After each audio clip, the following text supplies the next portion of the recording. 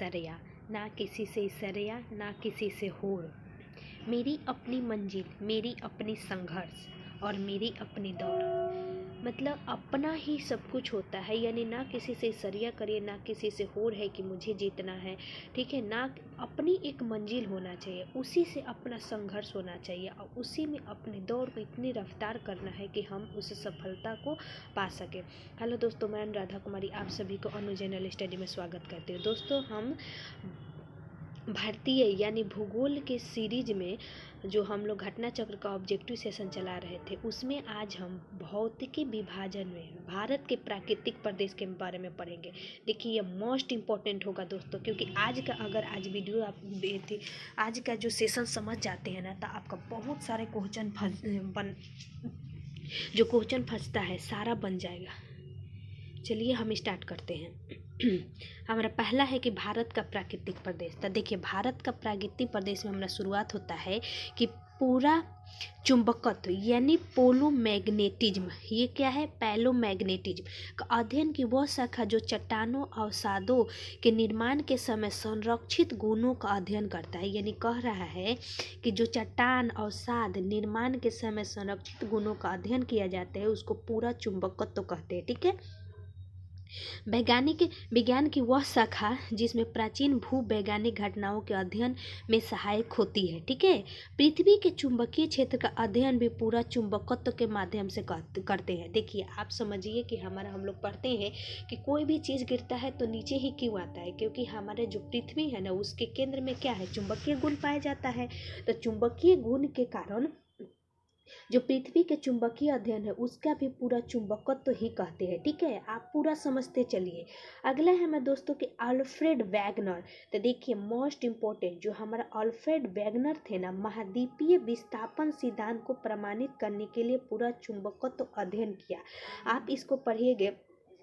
महाद्वीपीय विस्थापन सिद्धांत में आपका पहले तो आ जाएगा हमारा 2 व्यक्तियों का नाम आता है, ठीक है। एक तो वेगनर आता है और दूसरा का आता है दोस्त हमारा, उनका नाम आता है कोबर, जिन्होंने हमारा ना जल के विभाजन के आधार पर बताया था, ठीक है। एक तो हमारा वेगनर और एक आता है कोबर, ठीक है। तो वेगनर के याद रखिएगा, महाद्वीपीय विस्थापन सिद्धांत। चलिए आगे पूरा।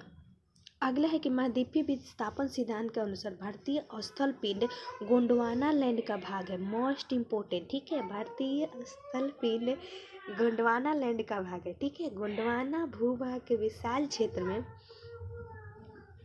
जो हमारा गोंडवाना भूभाग क्षेत्र है ना, आप पढ़िएगा कि जो गोंडवाना लैंड यानी भारत जो हमारा है ना, गोंडवाना लैंड का ही हिस्सा है। तो गोंडवाना लैंड में दोस्तों हमारा कौन कौन सा आता है? एक तो भारत आता है, दूसरा ऑस्ट्रेलिया आता है, तीसरा अफ्रीका आता है, चौथा दक्षिण अमेरिका आता है, पांचवा अंटार्कटिका।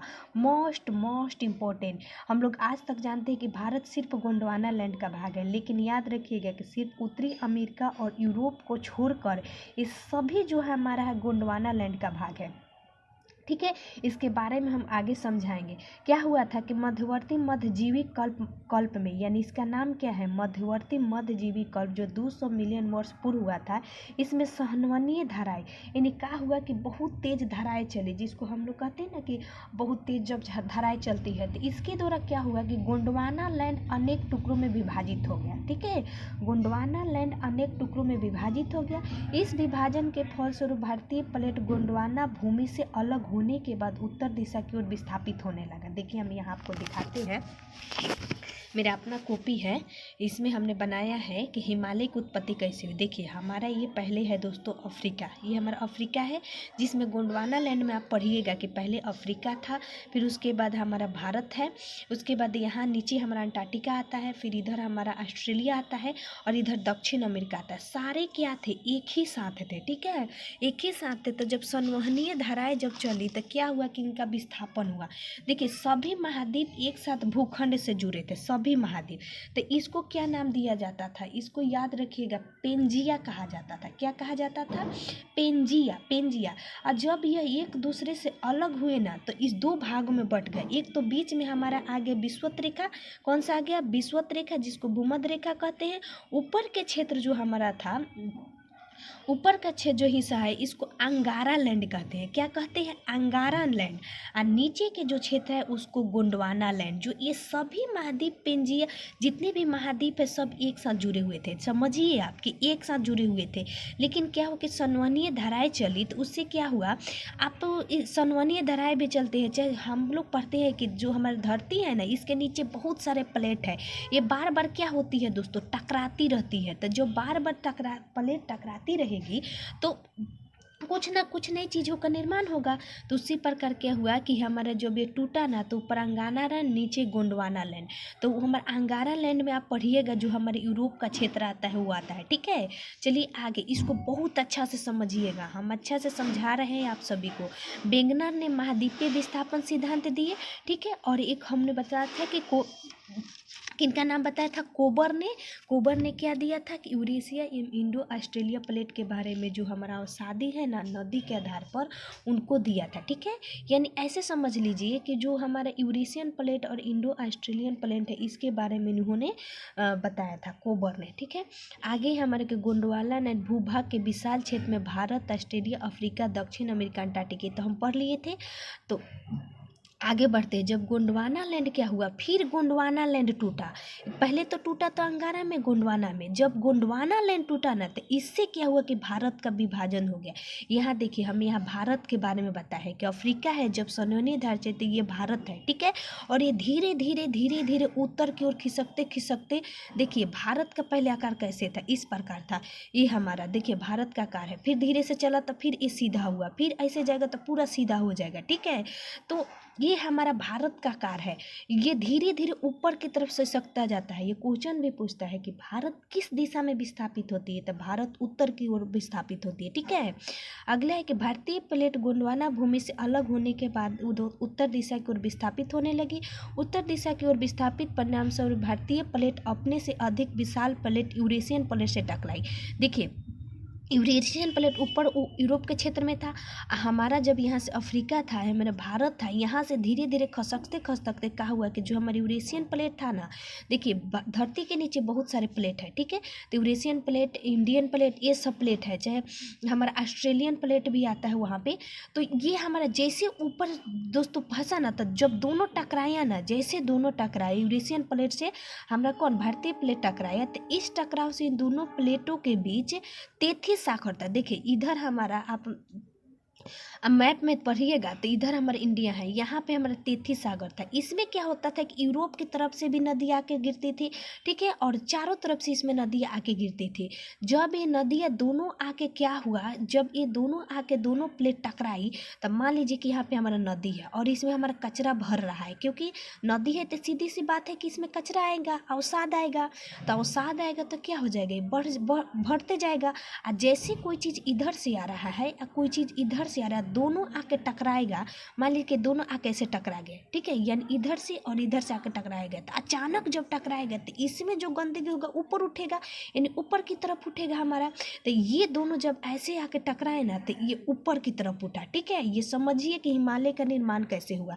तो तेथी सागर में अवसादी चट्टान बलित होकर हिमालय पश्चिम एशिया की पर्वतीय श्रृंखला के रूप में विकसित हो गए। ठीक है, यही हमारे जब दोनों आके टकराए तो यहाँ से जो अवसाद था ना ऊपर की ओर आया, और ऊपर आने के बाद दोस्तों क्या हुआ कि हिमालय का निर्माण हो गया। ठीक है, हिमालय का निर्माण हो गया। यह सबसे युवा स्थलाकृति है हिमालय, याद रखिएगा।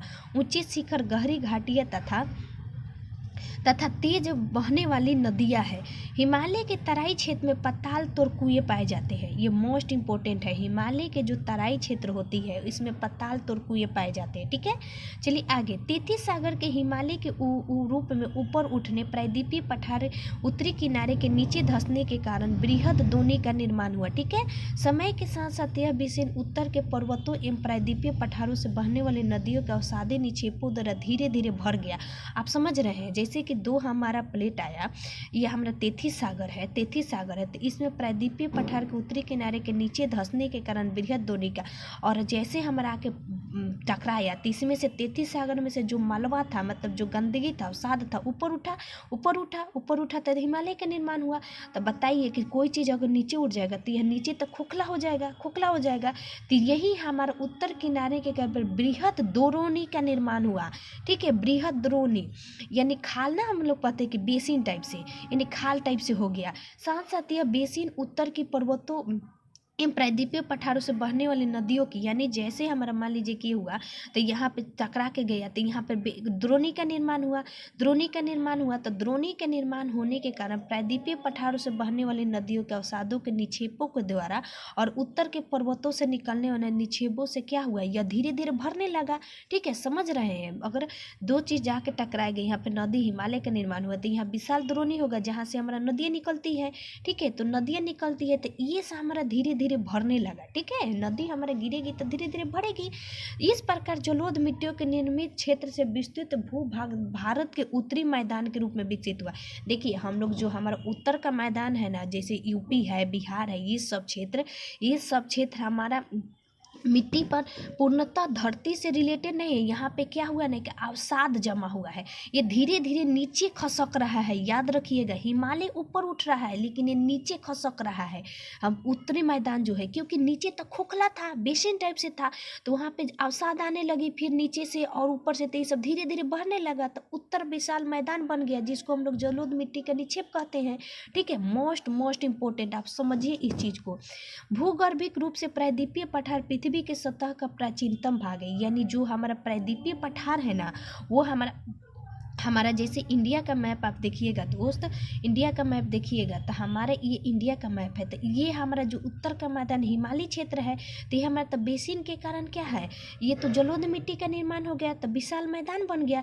लेकिन ये हमारा जो प्रायद्वीपीय क्षेत्र है ना, जो नीचे का क्षेत्र है, जिसको हम लोग ढक्कन ट्रैप भी कहते हैं, ये सब हमारा ना क्या है ना कि यह पुराना है, प्राचीनतम भाग है। यानी इंडिया का ऊपरी भाग जो है ना, वो हमारा नवीनतम है, क्योंकि वो विशाल मैदान का निर्माण हो रहा है। किसके कारण, जलोढ़ मिट्टी से कारण, निक्षेप के कारण। लेकिन जो हमारा प्रायद्वीपीय पठार है वो प्राचीनतम भाग है, याद रखिएगा।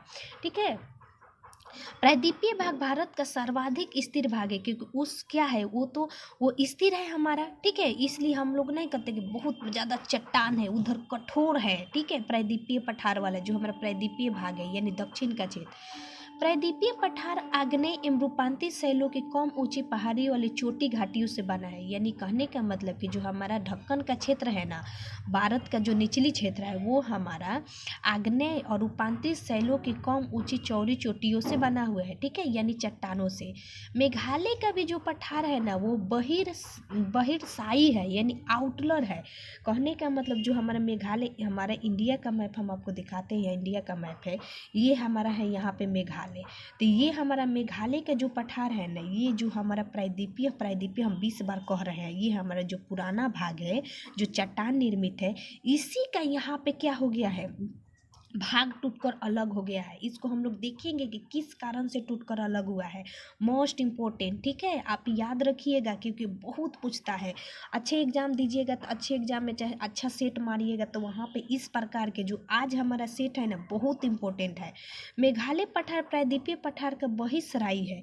यह एक समतल भूमि है जो भ्रंशन के कारण भारतीय महाद्वीप से मालदा गैप द्वारा अलग हो गया। समझ रहे हैं, जो भारतीय महाद्वीप है ना, इसमें पूछता है कि मेघालय का पठार जो हमारा प्रायद्वीपीय पठार का ही भाग है, यानी दक्षिण का, ये किसके द्वारा अलग हो गया है, जो उसमें नहीं सटा है, तो उसका नाम है मालदा गैप द्वारा। ठीक है, याद रखिएगा।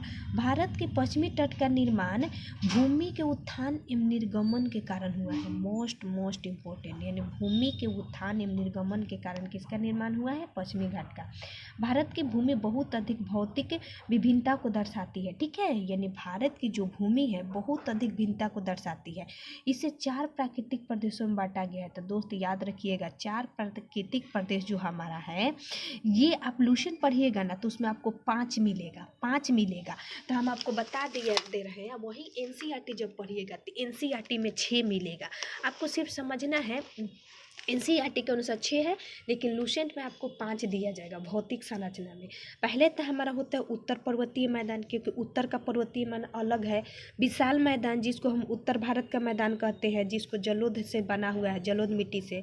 प्रायद्वीपीय पठार और एगो तट एवं द्वीप। तो आप लूसेंट पढ़िएगा तो उसमें दिया होगा उत्तर पर्वतीय मैदान तो दिया ही होगा, दूसर का हमारा दिया होगा आपको विशाल मैदान भी होगा, तीसर का हमारा प्रायद्वीपीय पठार भी होगा, चौथा हमारा दोस्तों मरुस्थलीय क्षेत्र नहीं दिया गया होगा, ठीक है। लेकिन 5 ही याद रखिएगा, मरुस्थलीय एवं समुद्र तटीय मैदान 5 भागों में विभाजित किया गया है।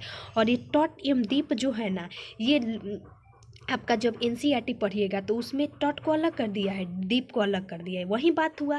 तो आपको मुख्यतः 5 याद रखना है। एक तो पर्वतीय मैदान, क्योंकि ऊपर का क्षेत्र जो हमारा हिमाचल प्रदेश, उत्तराखंड, जम्मू कश्मीर का क्षेत्र है। विशाल मैदान जो हमारा उत्तर प्रदेश, बिहार, ये सब क्षेत्र है। प्रायद्वीपीय पठार जो दक्षिण का भाग है। तट वाले क्षेत्र में हमारा कौन सा आता है, तट वाले क्षेत्र में जो हमारा दक्षिण के हिस्सा आता है। और द्वीप वाले क्षेत्र में कौन सा आता है, जैसे अंडमान निकोबार का द्वीप, लक्षद्वीप, ये हमारा आता है, ठीक है।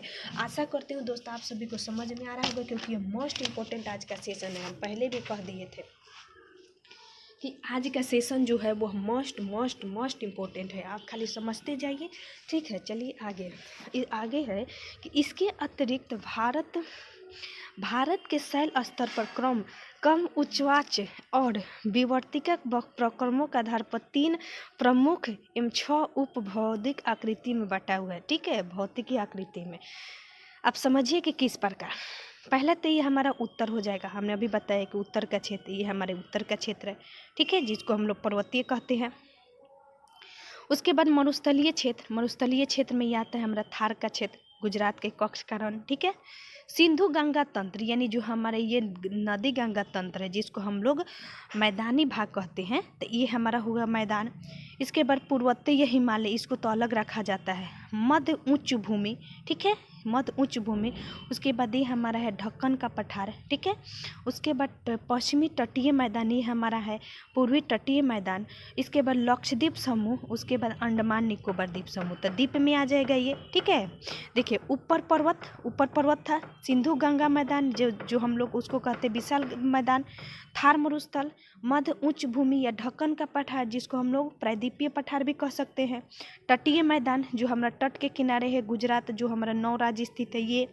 अब तटीय सागर एवं द्वीप, जिसको हम लोग अंडमान निकोबार ये कहते हैं, ठीक है। अब चलिए आता है क्वेश्चन आपको अपने से खुद से देना है आंसर, क्योंकि हम टोटल समझा दिए हैं आपको। भारत के उपबंध पर पूरा चुंबकीय परिणामों का संकेत मिलते हैं। यह भूतकाल में भारतीय स्थल पिंड सरक रहा है। कहाँ सरक रहा है, उत्तर की ओर सरक रहा है। आज भी भारत हमारा ना उत्तर की ही ओर खिसक रहा है, ठीक है। तो इसलिए आप देख रहे होंगे कि हिमालय का क्या हो रहा है, हिमालय का निर्माण होते चला जा रहा है, ठीक है। यानी हिमालय की अभी भी ऊंचाई बढ़ती चली जा रही है। और साथ में हम लोग जब अगला पढ़ेंगे उसमें और कुछ समझेंगे, ठीक है। अगला है हमारा, तो याद रखिएगा गोंडवाना लैंड में कौन कौन सा था हमारा, कौन बताए, दक्षिण अमेरिका था, और उसके बाद अफ्रीका था, उसके बाद में ऑस्ट्रेलिया था, अंटार्कटिका था, और भारत का क्षेत्र था, ठीक है, याद रखिएगा। अगला हमारे भारतीय उपमहाद्वीप मूलतः एक विशाल भूखंड का भाग है, जिसे कहते हैं, क्या कहते हैं, गोंडवाना लैंड कहते हैं, ठीक है। क्या कहते हैं, गोंडवाना लैंड कहते हैं। भारत के प्राकृतिक प्रदेशों में विभाजित किया गया है। देखिए प्राकृतिक प्रदेशों में विभाजित किया गया, इसमें 5 नहीं है 6 है, तो आपको यहाँ आंसर 4 दिया गया है, ठीक है। यहाँ पे 4 दिया गया है। ये कह भी दिया है कि भारत को 6 उप भौतिक भू आकृतिक प्रदेशों में बांटा गया है एनसीईआरटी के अनुसार, ठीक है। अगले हमारा कि उत्तराखंड के किस भाग में पताल तोड़ कुएं पाए जाते हैं। हमने पढ़ा था मोस्ट इम्पोर्टेंट, कहाँ पे, तराई क्षेत्र में। कहाँ पे पाए जाता है, तराई क्षेत्र में, यानी हिमालय के तराई क्षेत्र में पताल को तोड़ कुएं पाए जाते हैं। आगे है हमारा इसको पढ़ लीजिए कि पाताल तोड़ कुएं ऐसे प्राकृतिक जल स्रोत है जो धरातल से स्वतः ऊपर प्रकट होते हैं और सतह पर जल निकलते रहते हैं, परंतु जल स्रोत एवं पाताल तोड़ कूप में अंतर होता है।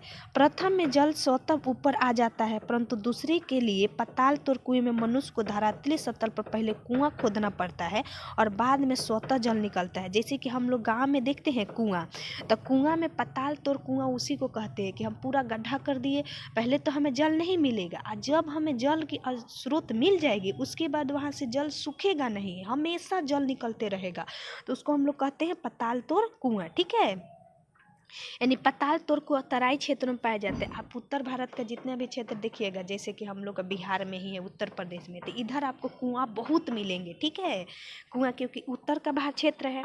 अब आता है बहुत अच्छा क्वेश्चन, ये पूछा गया है यूपीएससी में। ठीक है, देखिए क्या है कि यूपीएससी में पूछे, बीपीएससी में पूछे, हमें क्या जरूरी है, हमें तो प्रीवियस ईयर समझना है, क्योंकि तैयारी करिए तो जम के करिए। आशा करती हूँ अगर ये सीरीज आप सभी देख लीजिएगा ना, तो आप सभी को बहुत क्वेश्चन नहीं फंसेंगे। आप एक बार दो बार इस सीरीज को जरूर रिवाइज करिए, क्योंकि मोस्ट इम्पोर्टेंट है।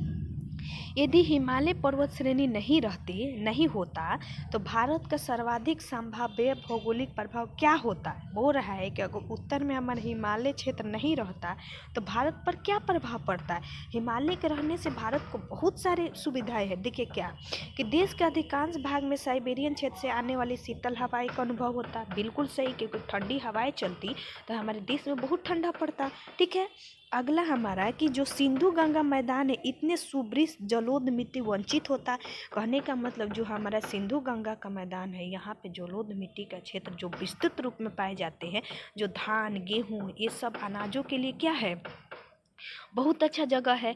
तो इसलिए जलोढ़ मिट्टी, अगर हिमालय नहीं रहता तो वहाँ से नदियाँ नहीं निकलती तो हमारा जलोढ़ मिट्टी नहीं बनता, यानी मैदानी क्षेत्र नहीं बनता। तो मैदानी क्षेत्र नहीं बनता तो हम लोग का अनाज जो मोटे तौर पर उगता है वो नहीं उगता। तो ठीक है, ये भी हमारे एक घाटा होता। अगला है कि मानसून का प्रतिरूप वर्तमान स्वरूप से भिन्न होता, तो बिल्कुल भिन्न होता। अभी जो हमारे हिमालय है अगर वो नहीं रहता तो बिल्कुल भिन्न होता। तो इसमें तीनों सही है। तो ठीक है, आप देखिए ऑप्शन नंबर डी हो जाएगा, 1 2 3। चलिए आगे, अगला है हमारा कि भारत के भू आकृतिक रचना के संबंध में निम्नलिखित कथनों में से मनन कीजिए। मोस्ट इम्पोर्टेंट, आपको देखना है कि क्या सही है। संरचनात्मक दृष्टि से मेघालय का पठार ढक्कन का पठार है, आपको समझ में आ गया होगा, जिसको हमने बताया था मालदा गैप द्वारा अलग हुआ है। ठीक है, बिल्कुल सही है। कश्मीर घाटी की रचना एक समभिनीति के द्वारा हुआ है, ये भी बहुत अच्छा क्वेश्चन है। ठीक है, याद रखिएगा, ये इतना अच्छा क्वेश्चन है कि कश्मीर घाटी की रचना एक समभिनीति के द्वारा हुआ है। कहने का मतलब जो हमारा कश्मीर घाटी है हिमालय का ही भाग है, तो हिमालय का भाग क्या हुआ है, हमारा समभिनीति के कारण हुआ है। पूर्णतः थोड़े था पहले से, उसका तो निर्माण हुआ है। अगला है गंगा मैदान की रचना अग्रगर्त में हुई है। बिल्कुल सही, गंगा मैदान का रचना हमारा गर्त में हुआ है, यानी गड्ढे जगहों में हुआ है। ठीक है, यानी समझिए कि गंगा नदी से जब अवसाद निकल रही थी तो हमारा जो वहाँ पे भ्रंश घाटी था ना, वो हमारा जो द्रोणी था उसको धीरे धीरे भरने लगा, तो वो विशाल मैदान बन गया। तो ही ना बात कह रहा है। अगला, हिमालय की उत्पत्ति भारतीय प्लेट, यूरेशियन प्लेट एवं चीनी प्लेट के त्रिकोणीय अभिसरण के फलस्वरूप हुआ है। नहीं बाबा, क्योंकि याद रखिएगा केवल 2, भारतीय प्लेट और यूरेशियन प्लेट, क्योंकि चीन इसमें नहीं आता है। आप गोंडवाना लैंड में चीन को मत घुसेड़ दीजिएगा, क्योंकि आपका हमने बता दिया कि जो दक्षिण अमेरिका कुछ क्षेत्र है अफ्रीका का है। ठीक है, उसके बाद अंटार्कटिका है, ऑस्ट्रेलिया है और भारत है। ठीक है, तो ये हमारा गलत हो जाएगा। तो 1 2 3 हमारा सही है। आगे हमारा अगला है हमारा कि देखिए यहाँ पे हम बता दे रहे हैं कि निम्नलिखित में से कौन सा कथन असत्य है। ये पढ़ लीजिए एक बार, क्योंकि आप लोग को भी समझ में आ जाएगा। देखिए कह रहा है कि कश्मीर घाटी की रचना हिमालय की समनीति से हुई है, अतः कथन 2 सही है। स्विस के अनुसार गंगा के विशाल मैदान में उत्पत्ति तब हुई जब प्रायद्वीपीय दृढ़ भूखंड ने हिमालय के दक्षिण की ओर प्रसार को रोका और हिमालय के उच्च वलनों को समक्ष अग्रगर्त पैदा हो गया। ठीक है, यानी 4 डीप। यह अग्रगत एक विशाल विशाल भू संतति की भांति था। हिमालय से निकलने वाले नदियाँ निरंतर लाई जा रही अवसाद हमने भी बताया। अवसाद यह अग्रगत धीरे धीरे बढ़ता गया। बाद में इसी विशाल मैदान का निर्माण हुआ। यानी अभी हमने समझा दिया कि जो गर्त था या हिमालय से नदियाँ निकल दी, अवसाद लाई, धीरे धीरे भरने लगी, तो भरने के बाद मैदान ही बन गया। ठीक है, अगला हमारा निम्नलिखित में से कौन सा कथन असत्य है? भैया अच्छा से पढ़िएगा। भौमिकीय दृष्टि से प्रायद्वीपीय क्षेत्र भारत का सबसे प्राचीन भाग है। बिल्कुल सही, क्योंकि प्राचीन भाग में हमारा प्रायद्वीपीय क्षेत्र आता है, तो ये सत्य है। हिमालय विश्व में सबसे नवीन फोल्डेड पर्वत है। बिल्कुल सही है, मतलब नवीन वलित पर्वत है। भारत के पश्चिमी समुद्र तट का निर्माण नदियों के जमाव से हुआ है। हम तो पहले ही इसको पढ़ लिए थे, जो हम लोग पढ़ रहे थे, तो ये हमारा गलत होगा। भारत में गोंडवाना शिलाओं को कोयला का बृहद भंडार है। बिल्कुल सही, जो हमारा गोंडवाना लैंड है ना, वह कोयला का भंडार है। हमने अभी क्या पढ़ा था कि पश्चिमी समुद्र तट क्या है हमारा, ये भूमि के उत्थान, ये जब भी पढ़िएगा ना तो यहाँ पे भूमि का उत्थान यानी ऊंचा क्षेत्र मिलेगा। ठीक है, भूमि के उत्थान एवं निर्गमन के कारण, इससे यहाँ पे क्या हो जाएगा, भूमि के उत्थान एवं निर्गमन के कारण ही पश्चिमी तट का निर्माण हुआ है। याद रखिएगा, जिसको हम लोग क्या कहते हैं, सह्याद्री क्षेत्र कहते हैं। ठीक है, भारत में कोयले का विशाल भंडार यहाँ के गोंडवाना शैलों में पाया जाता है। हिमालय वलित पर्वतों के एक उदाहरण है। भौमिकीय दृष्टि से प्रायद्वीपीय क्षेत्र भारत का सबसे प्राचीन भाग है। ठीक है, याद रखिएगा, तो इसलिए ऑप्शन नंबर सी। अब इसको मिलाना है, ये आप रट जाइएगा, दिमाग पे बैठा लीजिए। पहला तो हमारा ढक्कन ट्रैप, तो ढक्कन ट्रैप को हम लोग क्या कहते हैं, प्रायद्वीपीय पठार। तब प्रायद्वीपीय पठार पूछ रहा है।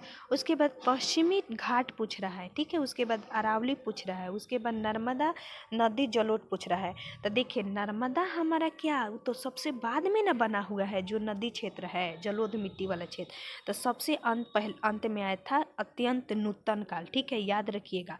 तो आप मिलाइए एक से कि डी के 5 किस्में है, डी के 5 दो में है। ठीक है, उसके बाद हमारा आता है कि ढक्कन ट्रैप किस में है, तो ढक्कन ट्रैप याद रखिएगा, ये हमारा आता है उत्तर पश्चिमी घाट ये हमारा है ढक्कन ट्रैप, ई का 3 नंबर, यानी क्रिस्टोशियन आदि नूतन काल में। ठीक है, उसके बाद पश्चिमी घाट पूछे तो हमारा उत्तर नूतन में हमने भी बता दिया। उसके बाद अरावली आता है हमारा प्री कैम्ब्रियन में, अरावली का बहुत पूछता है।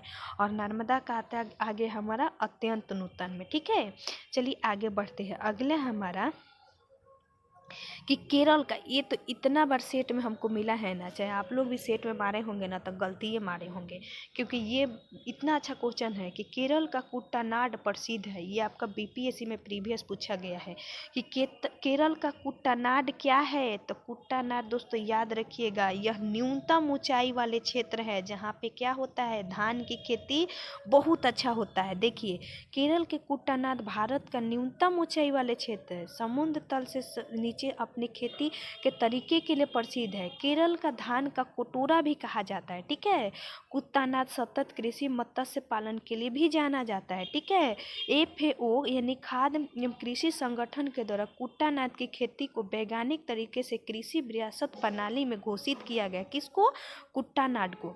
आगे है हमारा एक निम्नलिखित में से कौन सा मरुस्थल है, तो मरुस्थलीय कौन सा हम लोग पढ़े थे दोस्तों, गंगा क्षेत्र था। बिल्कुल नहीं, असम क्षेत्र था। असम तो हमारा पूर्व में चल जाता है। मध्य भारत में हमारा कौन आता है, मध्य भारत में MP और छत्तीसगढ़ का क्षेत्र आता है, तो सिंधु का क्षेत्र ना आता है मरुस्थल में। ठीक है, आगे अब हमारा दोस्तों आता है उत्तर का पर्वतीय प्रदेश। देखिए वीडियो एक तो लंबा हो जाएगा, दूसरी बात कि आप सभी को समझ में नहीं आएगा। आप सभी इसको देखिए, समझिए, कॉपी बनाइए।